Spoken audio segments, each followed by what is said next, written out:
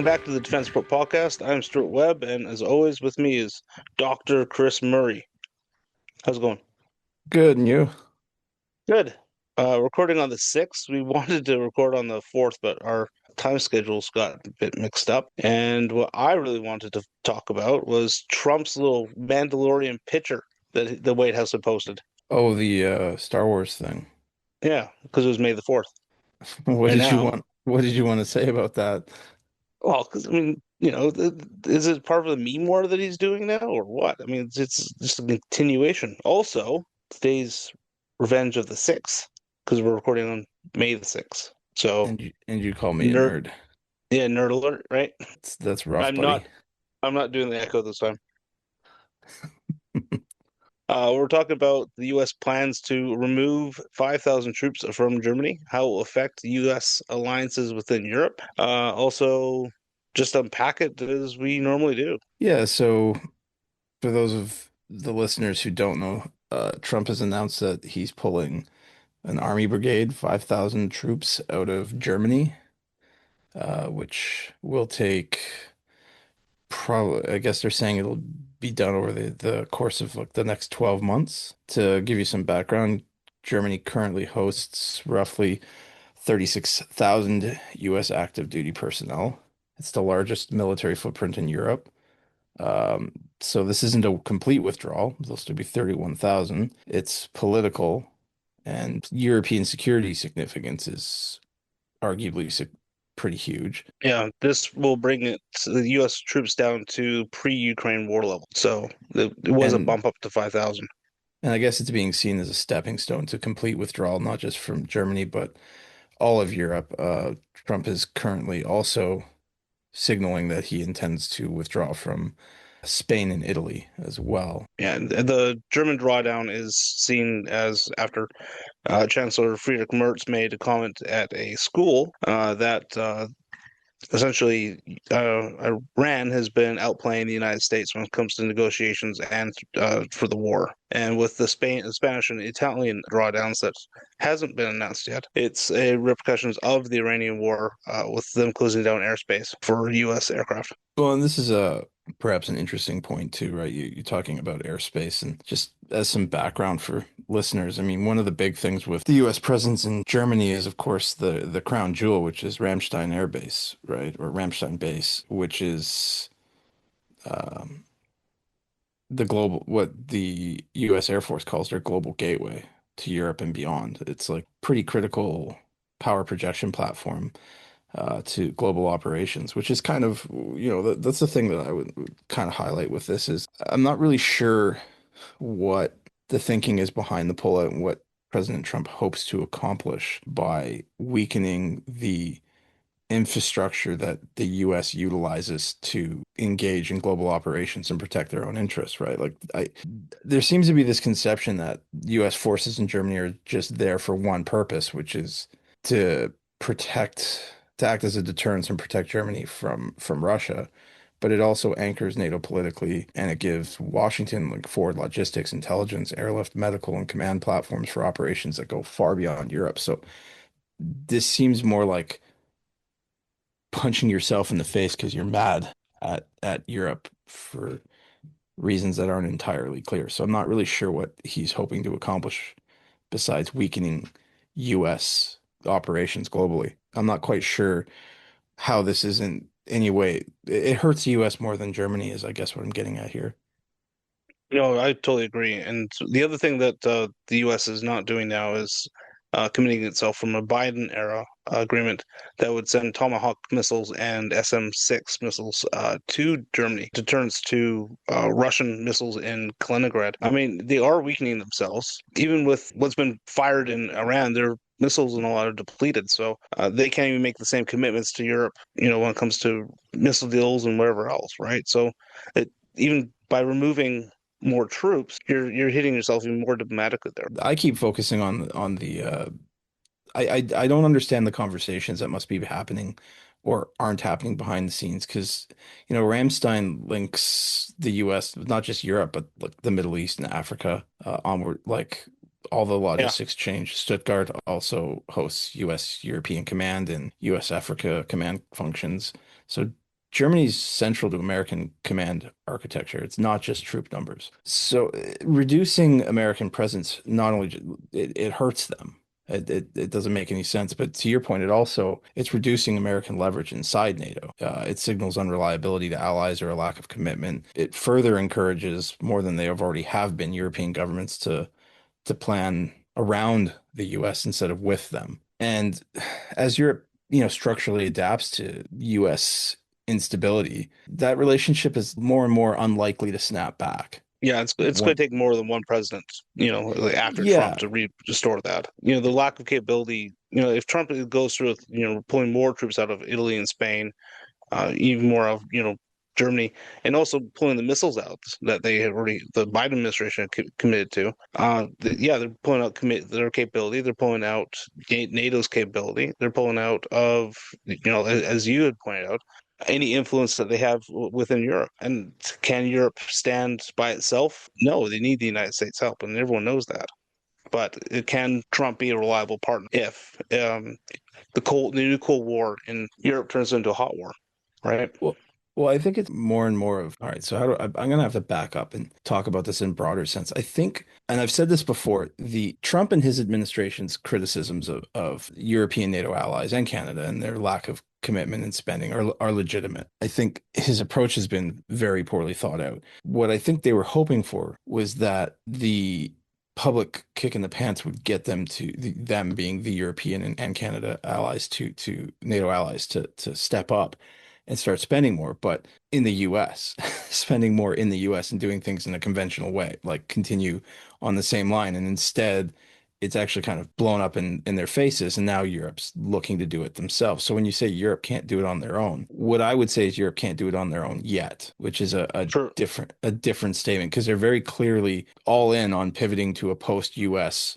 order. That's clearly where they're going. And their internal institutions are lacking, but they're very keen on getting them in order, and they seem to be, at least by European standards, moving pretty quickly. And this isn't to say that it's like they're on the ball and it's going to be fine, but it's weak again. It's weakening the U.S. and I don't think it's achieving anything. It's also, as you say, it's weakening Europe as well. It's a strange thing to do because of what I assume is motivated in anger over Germany and Italy and Spain not lining up behind the U.S. around the Strait of Hormuz.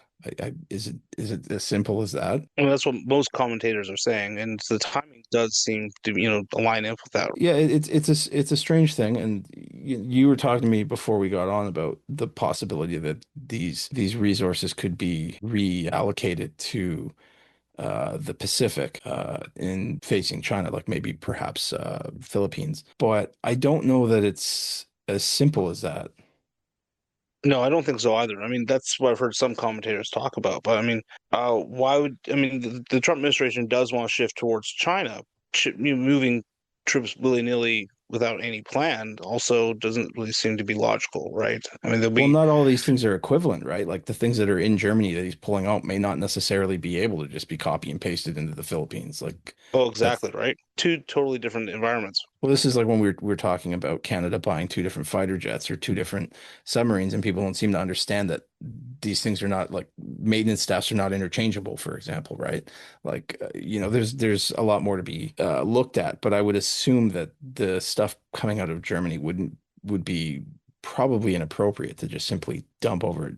Like it's not that easy to move things across the world to a completely different environment, to a different sort of combat scenario or different role. So I don't know that it's as simple as, oh, well, we lost five here, we pulled five here and gained five there, right? It's more like we lost five there and gained a new problem over there because we're trying to Yeah. integrate these new ones. And in the meantime, this strategically it plays directly into Putin's hands. I mean, Russia's spent decades trying to fracture the transatlantic alliance and to paint the U.S. as a I don't know, an overbearing or unreliable patron of European strategic interests, right? The Trump administration is definitely making it a lot easier for that narrative to, come forward, and that's in fact why we're talking about it, right? Another thing about the Iran war that I like to touch upon, but I don't know if we can do that now, is the amount of ordnance that they spent. Patriot missiles and whatever else. I mean, one of the reasons why they might be pulling the Patriot missiles out of Germany is because they don't have any, and the stocks have been depleted so much. So you think it's a And safe face to pull them yeah, out I so they think so. can use them? Well, they've already announced delays to other countries, including Europe. Japan, they said Japan is interested in buying the Patriot missile system, and the United States said, okay, yep, you can still purchase them, but it's going to take years for us to give you the Patriot missiles, just because they take forever to build. They haven't really been able to ramp up their air defense capabilities, manufacturing capabilities yet, to what might be sustainable for a global thing. And as Europe starts to make more defense equipment and probably will create their own, anti-air defense capabilities similar to Patriot, it's going to be interesting to see that there's not going to be those big defense deals anymore being signed with Raytheon or Lockheed or Boeing, right? They're going to Along be, with their years and years of maintenance contracts that go yeah, with them. right. Yeah. They're going to be European, and then it's not just going to be European contracts. Japan's going to have to start, think about where they buy stuff from. Well, Canada too, Australia, you name it. Yeah, and The this is one of the things we were talking about in an earlier episode. I think was it on Iran or maybe it was on Canada, where we were talking about the long-term consequences as Europe creates their own defense fund and starts like pulling out Patriots might have the wrong impact on Europe, not the one that Trump's looking for, and they start building their own and they get moving on it, perhaps even get better at it than the US is, yeah, which is a distinct possibility. The US also loses the ability to rely on that European industrial capacity as a partner, and instead it's now a competitor.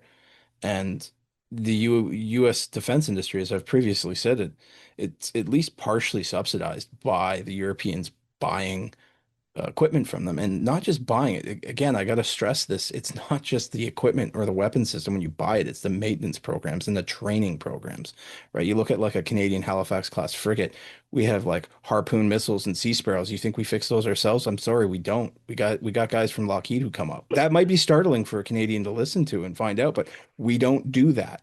Our weapons tech guys don't do that. We rely on but US contracts, which I don't necessarily agree with from a strategic point of view, but that's how it works. So that's a lot of lost revenue, long-term revenue that weakens the US. It's not just about weakening relations with allies, it's about the long-term viability of the defense sector in the US without that support, without those partnerships. well, it also goes into diplomacy too, right? Because signing those big defense contracts have a diplomatic function for the United States. All of a sudden, you're not going to be sending Patriot missiles to Japan, which just shows their support against China and North Korea. All of a sudden, it's going to be a European ally. They lose influence. It's And also dangerous because it's lack of interoperability, which is already an issue amongst NATO partners. I mean, it could be better for Europe in the long run, but in the short run, like in terms of transatlantic, it's just more systems and more complication and less compatibility, right? before the Ukrainian war, a lot of people thought that a 155 millimeter howitzer shell was a shell. That showed like nope, the Germans make them slightly different than the French, and the French make them Hmm. slightly different than the Finns. And it's like okay, yeah, things need to be more streamlined. Well, and this Or is all things that adversaries know, right? It's not like you and I are super geniuses and we're the only ones that have thought of this, right? Like this US drawdown in Germany, like from the Kremlin's perspective, especially as being framed as a retaliation against an ally, it does a lot of Moscow's heavy lifting for them. It injects doubt into NATO planning, it forces Europe into some really urgent decision making, and it just creates this sort of chaos that is to their advantage, right? Both in terms of what we've been talking about in terms of physical equipment, but also in terms of diplomacy and relationships. Security guarantees are now all up for or all questioned, right? Europe, Canada. Mark Carney's told us that we need to pivot away from the United States. Europe is trying to do that already. This is probably the most fractured time that NATO has been since Charles de Gaulle had his little hissy fit. Well, and the other thing too, we've been talking about it from your point of view, but again, it sacrifices America's most valuable overseas platform, right? So it weakens both of them, and it only encourages adversaries and potential upstarts to or challengers to assert themselves, right? So it actually doesn't just make you weaker, it makes the world a more dangerous place. This isn't burden sharing. It's like I read this somewhere. It's not burden sharing, it's burden shedding. But the end result is you're actually inviting the sort of thing you're trying to avoid. That's actually a very interesting way of putting it. Burden shedding instead of sharing. Yeah, which And again is as a long-term net negative benefit, right?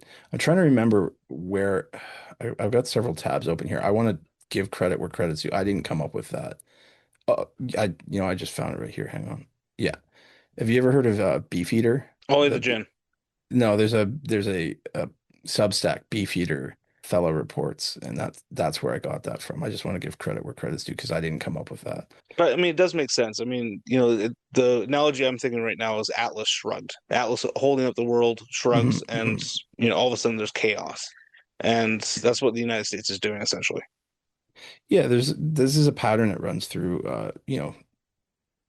Trump's foreign policy, right?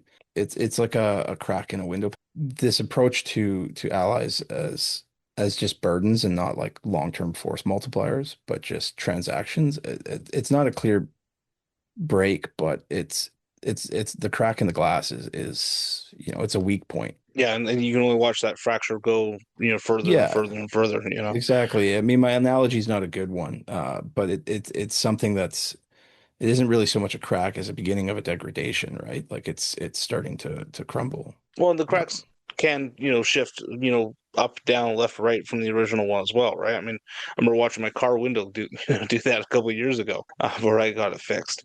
And like you said, that's what's happening. All of a sudden, the United States is not going to be a strategic ally, or in the competition kind of goes astray, and new actors pop up, right? Russia becomes a little more unhinged and more balanced, and like, okay, maybe we can do something more with Latvia or Estonia. China pivots more against South China Sea. They become more emboldened because we're not as strong diplomatically or as unified as we once were. yeah, so I mean the Baltics is certainly an area I'd be concerned about, as well as the Balkans or the Russians trying to make a move there. But the other side of that too is like these are long-term processes until they're not, until you hit that actual catalyst, that turning point.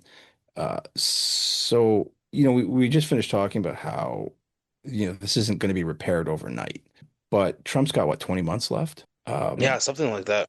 A lot of people will say, well, he's only got a couple of months left until the midterms. But it's like, Yeah, well, he's well, still he's president. still there. Yeah, but after 20 months, then there's a big question of what happens next, right? So if there is some appearance of a return to normalcy, which for example, a Democratic president gets elected who's very, um, very keen on repairing European relations, which isn't a given. I actually think this is unlikely. I think that most of what you're seeing voiced by Trump is actually deeper than just Trump or MAGA or the Republican Party. I think it's a larger American thing that's going on. So I wouldn't hold my breath on this. I think a lot of the things he's expressing actually are nonpartisan or bipartisan.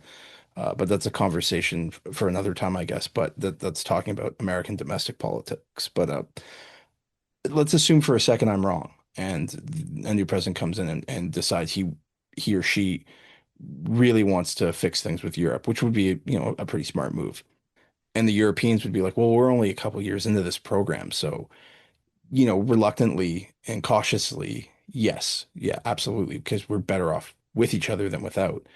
Certainly, there'd be a lot of terms and conditions applied to it, and the Europeans, pardon me, would be a lot more cautious about how far they go into the Americans, but they're both going to want to repair it. So, who's to say how much that impacts it and what kind of long-term effect there is?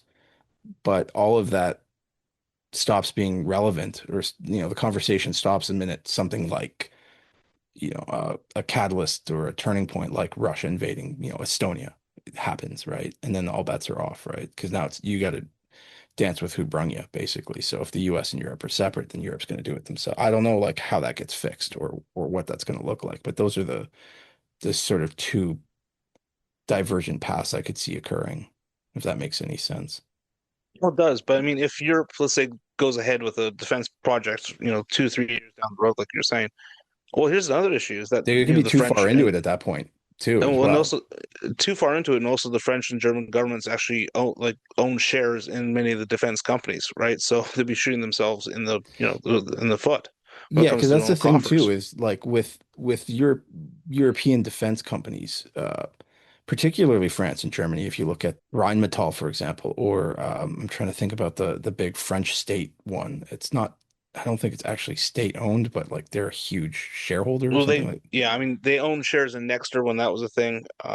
They own a lot, including in the naval production as well. So, I mean, they do own a significant amount of shares within the European defense, well, in their own local defense manufacturing. The point is that, like you said, they have a financial incentive not to repair things, especially if they're 3 years down the road or 2 years down the road in a program, which, by the way, has already started. They've already begun this defense program, right? This huge initiative. So these contracts are already being signed, right? Like it's past tense. It has happened, right? Was it France, Germany, Japan, the UK are also looking into building a sixth generation fighter jet, Yeah, already and trying to replace the F-35, that's just which one will, example too, right? Like you yeah, mentioned, shells earlier, right? Like there's this is across the board ammunition all the way up to fighter jets, right?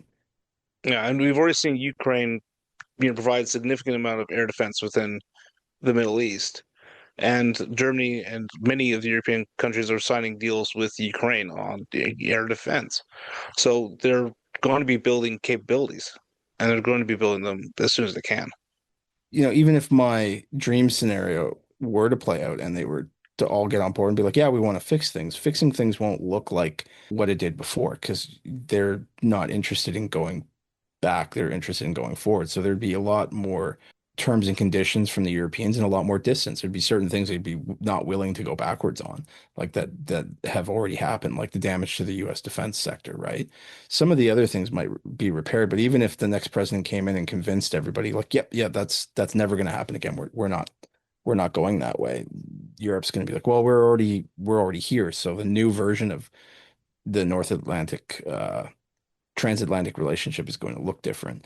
But in the meantime, like forward basis, allied interoperability, shared intelligence networks, which are all what allow the US to act globally and power project without bearing full costs alone, all of those have been undermined. And so they now have to spend more to replace them or accept reduced abilities and influence, which Yeah, right. I mean, that we'll that see. signals to Putin and Xi Jinping to like, now's a good time to take advantage of the situation, Yeah, I especially know.